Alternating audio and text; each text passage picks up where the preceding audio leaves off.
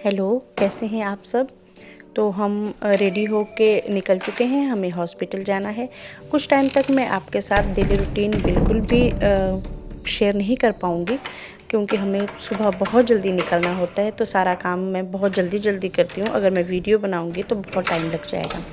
वहाँ जाने के लिए हमें बहुत जल्दी निकलना होता है, क्योंकि वहाँ पे रश इतना ज़्यादा होता है कि नंबर लगना बहुत मुश्किल होता है। इसलिए मैं सारा काम करके निकल चुकी हूँ।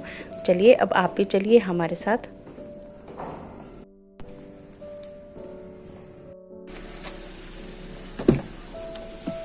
तो हम निकल चुके हैं पीजीआई के लिए। पीजीआई जाने के लिए हमने इस बार दूसरा रास्ता देखा, क्योंकि जहाँ से हम हमेशा जाते हैं वहाँ लाइट लगी थी और बहुत ट्रैफिक था।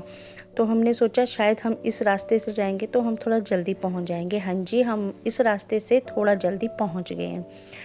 पीजीआई जाने के लिए तो जितना जल्दी हो वो भी देर ही होता है, क्योंकि सुबह 4 बजे से लोग लाइनों में लगे रहते हैं। जिसके तो न्यू कार्ड बनने हैं वो तो पता नहीं 2-2 दिन लग जाते हैं उन्हें कार्ड बनाने में। तो हमारा कार्ड तो बन चुका है, लेकिन जब भी हम डॉक्टर से मिलने जाते हैं तो हमें एंट्री करनी होती है। तो एंट्री करने के लिए भी बहुत लंबी लाइन लगी रहती है। तो अब हम वैसे तो बहुत जल्दी कोशिश करते हैं घर का पूरा काम करके निकलें। तो खाना भी हम साथ ही लेके आते हैं। पैक करने में, उसमें खाना बनाने में थोड़ा सा टाइम लग ही जाता है, लेकिन फिर भी हम बहुत जल्दी पहुंच ही गए हैं। तो बस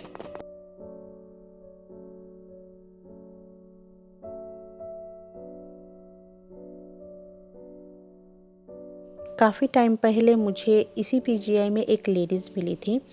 बहुत परेशान थी। खैर पीजीआई में तो जो भी होता है बहुत दुखी और परेशान ही होता है।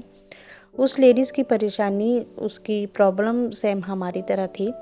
तो आज भी वो भी पीजीआई आई है। तो मुझे बहुत मन है कि वो मुझे मिले, पर पीजीआई में मिलना बहुत मुश्किल है, इतनी लंबी लाइन लगी रहती है। फिर भी कोशिश करूँगी कि वो मुझे मिले, बहुत अच्छा लगेगा।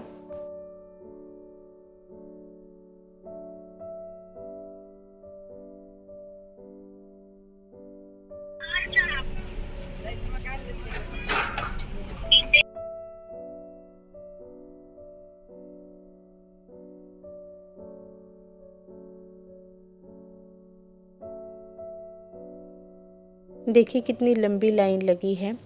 लोग सुबह 4 बजे के, कोई तो पहले दिन से ही आए होते हैं और इधर ही बेचारे फुटपाथ पे सोए होते हैं। बहुत टाइम लगता है, यहाँ पे बहुत लंबी लाइनें लगी होती है। तो बस थोड़ी देर के बाद हमारा भी नंबर लगने वाला है।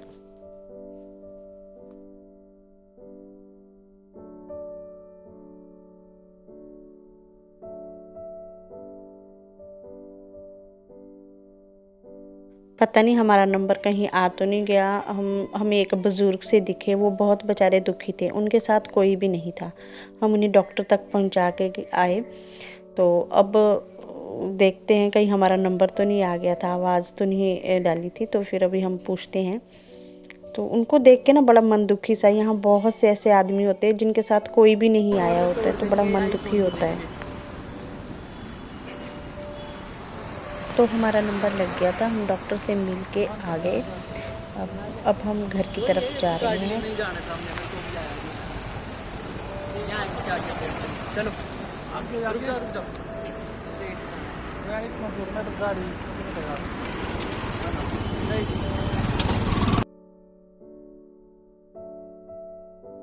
हमें यहाँ से घर के लिए थोड़ा बहुत सामान लेना था, तो हम सामान लेने के लिए रुक गए। हमने ले लिया है, गाड़ी में सामान डाल दिया है।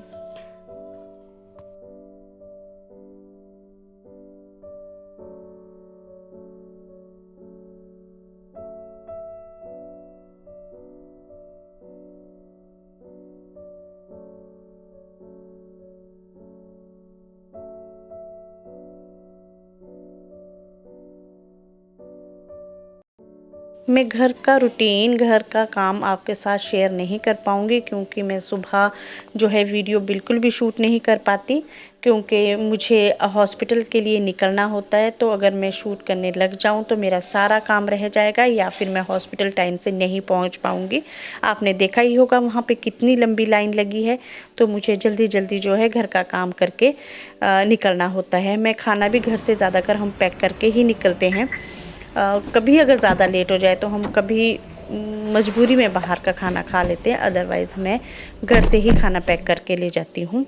तो अब हम निकल चुके हैं घर के लिए। हम देखो इतनी रात हो चुकी है, हमें थोड़ा सा हमें घर का सामान भी लेना था। तो यहाँ जाते जाते हमें जंगली जानवर भी बहुत दिखे थे, पर मैं शूट नहीं कर पाई।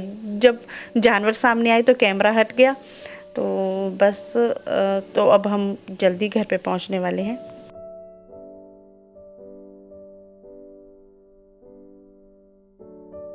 अगर आप जूम करके गौर से देखेंगे तो इसमें आपको जानवर दिखाई देंगे।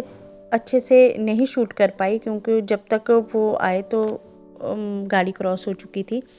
तो आप जूम करके देखना, इसमें आपको जानवर भी छोटे छोटे दिखाई देंगे। मुझे भी पता नहीं था वो कौन से जानवर है, क्या है, बस एकदम सामने आए और फिर गायब हो गए।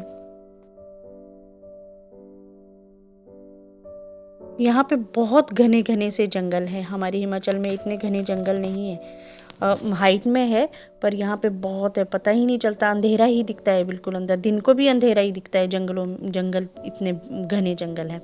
रात को तो खैर है ही अंधेरा।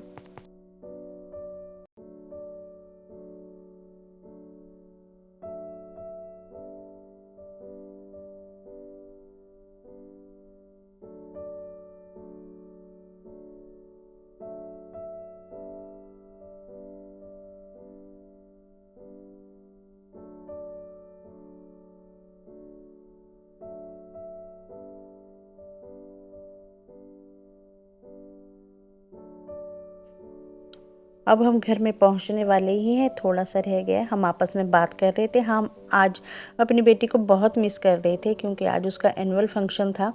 तो हमने कभी भी बच्चों को अकेले नहीं रखा है, पर कुछ मजबूरियां होती है कि हमें बच्चों को अकेले रखना पड़ता है। तो अब फर्स्ट टाइम ऐसा हुआ कि किसी फंक्शन के लिए बेटी तैयार हुई और हम उसके पास नहीं हैं, वो खुद ही तैयार हुई है। तो बहुत मिस कर रहे हैं हम उसको, बहुत ही ज़्यादा। हम दोनों नहीं, हम तीनों ही बहुत इमोशनल हो गए हैं। वो वहाँ पे ही है और बेटा भी हम यहीं पे हमारे साथ ही है। तो वो फ़ोन पे कहती है कि मम्मा और डैडी, हम मेरी चिंता मत करो, मैं अच्छे से तैयार हो जाऊँगी। अब वो बहुत समझदार है, अपना सारा काम खुद अच्छे से कर लेती है।